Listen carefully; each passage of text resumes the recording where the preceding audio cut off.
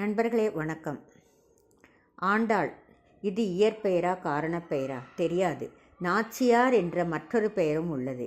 இப்பெயராலேயே நாச்சியார் திருமொழி என்ற பெயர் வழங்குகிறது. பெரியாழ்வார் கண்ணனை குழந்தையாகவே பாடி அவன் இளமை விளையாட்டையும் அழகையும் இனிமையையும் காண்கின்றார். இறைவனை அம்மையாகவும் அப்பனாகவும் வணங்குதல் தக்கதாகும். அப்பொழுது மதிக்க முடியுமே என்று அவனோடு இரண்டர கலக்க முடியாது. இறை உணர்வோடு தாம் கலப்பதையே ஆழ்வார்கள் விரும்புகின்றனர். தன்னுள் அவனை வைத்தும் அவனுள் தன்னை வைத்தும் ஒன்றிட முனைகின்றனர். அத்தகைய உணர்வை தரக்கூடியது ஈர்ப்புத்தன்மையேயாகும். மற்றும் கண்ணன் ஆயர் மகளிரோடு ஆடியும் பாடியும் மகிழ்ச்சி தந்து உறவாடிய நிகழ்ச்சிகள் மறக்க முடியாதவை. ஆழ்வார்கள் பலர் அவனை காதலிக்கும் பெண்ணின் மனநிலையில் இருந்து பாடி உணர்வுமிக்க கவிதைகளை படைத்தனர். நாச்சியார் திருமொழி வேங்கடவனுக்கு தன்னை விதிக்கும்படி மன்மதனை வேண்டும் பாடல்கள் கொண்டவை. அவர்கள் பாடிய பாடல்களுள் மிகச் சிறப்பான ஒன்று மீண்டும் மீண்டும் சொல்லிக்கொண்டே இருக்கலாம். கருப்பூரம் நாருமோ கமலப்பூ நாருமோ திருப்பவள வாய்தான் தித்திக்குமோ மறுப்பொசித்த மாதவன் தன் வாய்ச்சுவையும் நாற்றமும் விருப்புற்று கேட்கின்றேன் சொல்லாழி வெண்செங்கே என்று பாடும் பாடல் நம் உள்ளத்தை தொடுகிறது. அவன் பவளவாய், அதன் சுவை சங்குக்குத்தான் தெரியும், அதனை எனக்கு சொல்வாயாக என்று கேட்கிறார். நாச்சியார் திருமொழி காதற் சுவை மிக்க பாடல்கள் பெற்றிருந்தும் திருப்பாவையே போற்றி படிக்கும் பாமாலையாக விளங்குகிறது. காரணம் என்ன? நாடு வாழ மக்கள் வாழ இறைவனை வேண்டுகின்றார். மழை பொழிக, வளம் சுரக்க, செல்வம் கொழிக்க என்று சமுதாய உணர்வு பாடல்களாக இவை விளங்குவதால் இவை பெரிதும் போற்றப்படுகின்றன. திருப்பாவை படிக்கிறோம், அது என்ன கூறுகிறது என்று கேட்டால் பாவை நோன்பு பற்றி கூறுகிறது என்று பதில்தான் கிடைக்கிறது. மார்கழி மாதம் மழை பெய்யும் மாதம், புது நீர் வெள்ளம் காணும் பருவம். அப்பொழுது மக்கள் ஆறுகளுக்கு சென்று நீராடி மகிழ்வு தெரிவித்துக் கொள்கின்றனர். கன்னிப்பெண்கள் காலையில் எழுந்து ஒருவர் மற்றவரை எழுப்பி பாவையை வழிபடும் களம் நோக்கி செல்கின்றனர். அந்த விழா கொண்டாடினால் நாட்டில் மழை பெய்யும் என்று நம்புகிறார்கள். இந்த விழா தொன்று தொட்டு வரும் திருவிழா. பாவையின் பெயரை சொல்லி நோன்பு நோற்று அத்தெய்வத்தை வழிபடுகின்றனர். இப்பாடல் அமைப்பை கண்ணனின் பாமாலையாக மாற்றியது ஆண்டாளின் தனித்திறம். நண்பர்களே, இத்தகைய உன்னதமான பாமாலையை நமக்கு அழைத்திய செய்ய ஆண்டாளுக்கு நாம் நன்றி சொல்லி நம் பக்தி சிந்தனா சேனலின் 85வது வீடியோவின் மூலம் திருப்பாவை பாசுரங்கள் 21 முதல் 25 வரை விளக்கங்களுடன் காண்போம் வாரீர்.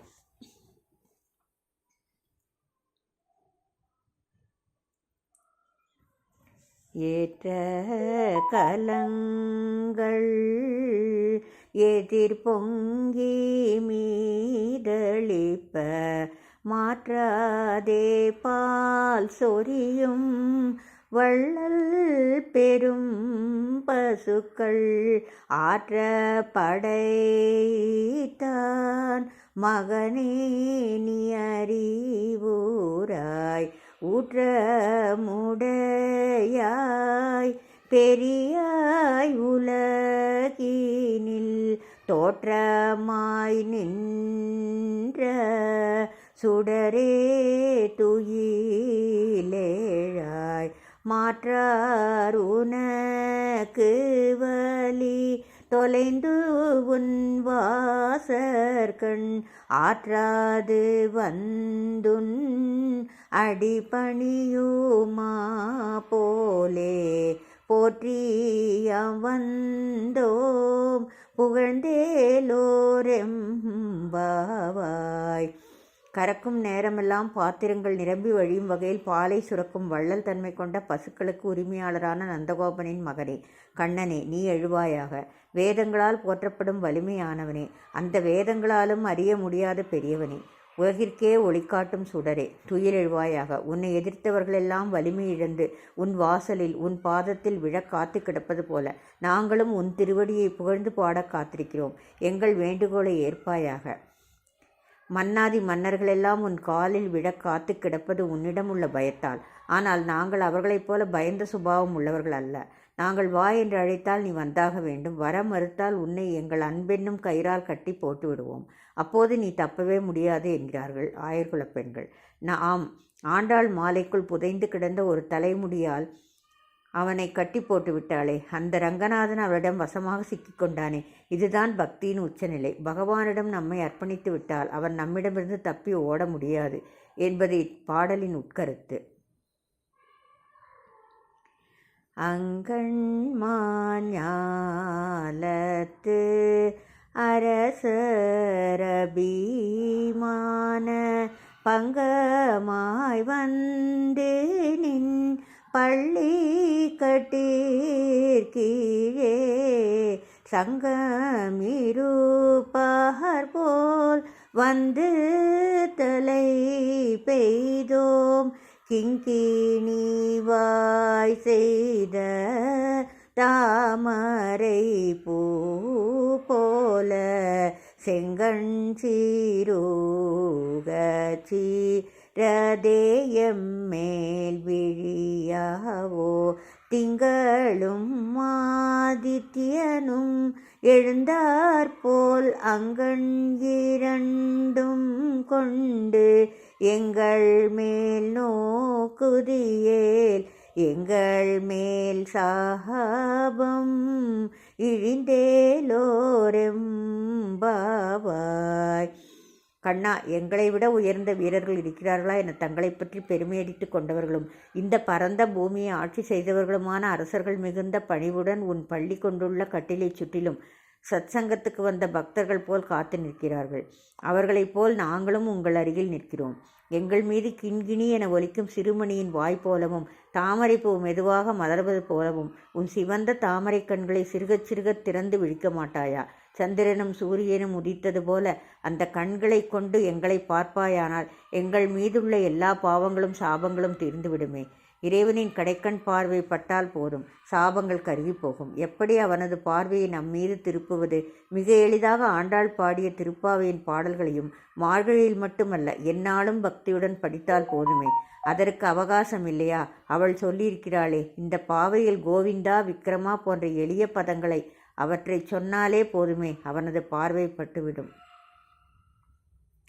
மாரி மலை முழஞ்சில் மன்னி கீட தூரங்கும் சிறிய சிங்கம் அறிவுற்று தீவிழித்து வெறி மயிர் பொங்க எப்பாடும் பேந்துதறி முறி நிமிர்ந்து முழங்க புறப்பட்டு போதருமா போலே நீ பூவை பூவண்ணாவுன் கோயில் நின்று இங்கனே போந்தருளி கோப்புடைய சிறிய சிங்கா சனத்திருந்து யாம் வந்த காரியம் மாராய்ந்து அருளேலோரெம்பாவாய். மழைக்காலத்தில் மலையில் உள்ள குகையில் உறங்கும் பெருமைமிக்க சிங்கம் விழிக்கிறது. அதன் கண்களில் நெருப்பு பொறி பறக்கிறது. நாற்புறமும் நடமாடி பிடரி மயிரை சிலிர்த்து பெருமையுடன் நிமிர்ந்து கர்ஜனையுடன் வெளியே கிளம்புகிறது. அதுபோல காயாம்பூ நிறத்தையுடைய கண்ணனே, நீயும் வீரநடை போட்டு உன் கோயிலில் இருந்து வெளியேறி இங்கே வந்து அருள் செய். வேலைப்பாடுகளை கொண்ட மிகச்சிறந்த சிம்மாசனத்தில் அமர்ந்து நாங்கள் எதற்காக இங்கே வந்தோம் என்பதை அறிந்து அந்த கோரிக்கைகளை பரிசீலனை செய்து நிறைவேற்றி அருள வேண்டுகிறோம். எதிரே இருப்பவன் கடவுள் என்பதற்காக வீட்டை கொடு, பொருளை கொடு, நகையை கொடு, வாகனத்தை கொடு என நம் கோரிக்கைகளை ஆண்டவன் முன்னால் வைக்கக்கூடாது. அவை நமக்கு அமைய வேண்டும் என்ற விதி இருந்தால் நம் உழைப்பை பொறுத்து அவை இறைவனால் நமக்கு தரப்பட்டுவிடும். எனவே நியாயமான கோரிக்கைகளையே இறைவனிடம் சொல்ல வேண்டும். இதைத்தான் ஆயுர்குலப் பெண்கள் நாங்கள் கேட்பது நியாயம் என தெரிந்தால் மட்டும் அதை கொடு என கேட்கிறார்கள். அவர்கள் கேட்டது என்ன? அந்த கண்ணனையே கேட்டார்கள். அவனோடு கலந்துவிட்டால் சோறு எதற்கு, வாகனம் எதற்கு, இதர வசதிகள் எதற்கு? அதற்கெல்லாம் மேலான பேரின்பம் அல்லவா கிடைக்கும். அதனால் அவனையே கேட்டார்கள் ஆயர்குலப் பெண்கள். அன்று இவ்வுலகம் அழிந்தாயடி போற்றி சென்றங்கு தென்னிலங்கை செற்றாய் திரள் போற்றி கொன்றட சகடம் உதைத்தாய் புகழ் போற்றி கன்று கூணிலா எரிந்தாய் கழல் போற்றி குன்று குடையாய் எடுத்தாய் குணம் போற்றி வென்று பகை எடுக்கும் நின் கையில் வேல் போற்றி என்றென்றுன் சேவகமே ஏந்தி பறை கொள்வான் இன்று யாம் வந்தோம் இரங்கேலோரெம்பாவாய். மகாபலி இந்த உலகத்தை கைப்பற்றிய காலத்தில் அதை 3 அடிகளால் அணந்து உன்னுடையது என்று உணர்த்தியவனே, உன் திருவடிகளுக்கு வணக்கம். ராமாவதாரம் எடுத்தபோது சீதையை மீட்க தெற்கிலுள்ள இலங்கைக்கு சென்று ராவணனை வெற்றி கொண்டவனே, உன் வீரத்துக்கு நமஸ்காரம். சக்கர வடிவில் வந்த சகடன் என்ற அசுரனை ஒரே உதையில் வீழ்த்தியவனே, உன் புகழுக்கு வந்தனம். கன்று வடிவில் வந்த வக்தாசுரனை தடியாக கருதி அவனை விளாமர வடிவில் வந்த கபித்தாசுரன் மீது எரிந்து அழித்தவனே, உன் கால்களில் அணிந்த வீரக்கடலுக்கு மங்களம் உண்டாகட்டும். கோவர்தனகிரியை குடையாக்கி ஆயர்குலத்தவரை இந்திரன் அனுப்பிய மழையில் இருந்து காத்தவனே, உன் இரக்க குணத்துக்கு தலை வணங்குகிறோம். பகைவர்கள் எவ்வளவு பலவான்களாயினும் அவர்களை உன் கையில் உள்ள வேலால் அழித்தவனே, அந்த வேலாயுதத்துக்கு நமஸ்காரம். உன் வீரச் செயல்களை பாடி உன்னரலை பெறுவதற்கு இப்போது நாங்கள் வந்துள்ளோம். எங்கள் மீது இரக்கம் காட்ட வேண்டுகிறோம். இந்த பாசுரம் மிக முக்கியமானது. இதை தினமும் நாம் பாராயணம் செய்யலாம். இதை போற்றி பாசுரம் என்பர். இந்த பாசுரத்தை குழந்தைகளுக்கு கற்றுக் கொடுத்து கண்ணன் பாலகனாக இருந்தபோது நிகழ்த்திய வீரச் செயல்களை அவர்களுக்கு எடுத்துச் சொல்ல வேண்டும். இதன் மூலம் அவர்கள் தைரியத்தை வளர்த்து கொள்வார்கள். ஒருத்தி மகனாய் பிறந்து ஓரிரவில் ஒருத்தி மகனாய் ஒளித்து வளர தரிகிலனாகித்தான் தீங்கு நினைந்த கருத்தை பிழைப்பித்து கஞ்சன் வயிற்றில் நெருப்பென நின்ற நெடுமாலே உன்னை அருந்தித்து வந்தோம். பறை தருதியாகில் திருத்தக்க செல்வமும் சேவகமும் யாம் பாடி வருத்தமும் தீர்ந்து மகிழ்ந்தேலோரெம்பாவாய். தேவகியின் மைந்தனாக நள்ளிரவில் பிறந்தவனே, அன்று இரவே யசோதையிடம் ஒளிந்து வளர்வதற்காக சென்றவனே, அவ்வாறு மறைந்து வளர்வதை பொறுக்க முடியாத கம்சன் உன்னை அழிக்க வேண்டும் என்று நினைத்தான். அந்த கருத்து அழியும் வகையில் அவனது வயிற்றில் பயத்தால் ஏற்படும் நெருப்பை விளைவித்த உயர்ந்த குணங்களை உடைய திருமாலே, உனது அருளை யாசித்து நாங்கள் வந்தோம். அந்த அருளை தந்தாயானால் உனது விரும்பத்தக்க செல்வச் சிறப்பையும் பக்தர்களுக்காக நீ செய்த பணிகளையும் பாராட்டி நாங்கள் பாடுவோம். உனது பெருமையை பாடுவதால் துன்பங்கள் நீங்கி இன்பமாய் மகிழ்ந்திருப்போம். பக்தன் பக்தி செலுத்தும் போது இறைவன் அவனுக்கு சேவகனாகி விடுகிறான். தனது உயிருக்குயிரான பக்தன் பிரகலாதனுக்கும் அவனது தந்தை இரணியனுக்கும் வாதம் நடக்கிறது. உன் நாராயணன் எங்கே இருக்கிறான் என்று இரணியன் கேட்க பெருமாளுக்கு கை கால் உதறிவிடுகிறது. உடனே உலகில் உள்ள எல்லா ஜீவன்களுக்குள்ளும் அவன் சென்று விட்டான். ஒரு அணுவை கூட அவன் பாக்கி வைக்கவில்லை. பிரகலாதன் என்ன பதில் சொன்னாலும் அதற்குள் இருந்து வெளிப்பட வேண்டுமே என்ற பயத்தில் அவன் இருந்தான். அவன் தூண் என்று சொல்லவே அதற்குள்ளும் மறைந்திருந்த பகவான் நரசிம்மமாய் வெளிப்பட்டார். பக்தனுக்கு அவர் செய்த சேவையை பார்த்தீர்களா? தன்னிடம் பக்தி செலுத்திய பாண்டவர்களுக்காக அமாவாசை நேரத்தையே மாற்றிய தயாள குணம் படைத்தவரல்லவா? இவற்றையெல்லாம் படித்தாலே நாம் அவனை அடைந்து விடலாம் என்பது இப்பாடலின் உட்கருத்து. நண்பர்களே, திருப்பாவை தொகுப்பில் மீதமுள்ளவை 5 பாடல்கள் மட்டுமே. நான் இத்தொகுப்பை நம் பக்தி சிந்தனா சேனலில் பகிர்ந்ததன் நோக்கமே இந்த தனுர்மாத இறுதிக்குள் 30 பாசுரங்களையும் விளக்கங்களுடன் முடிக்க வேண்டும் என்பதே.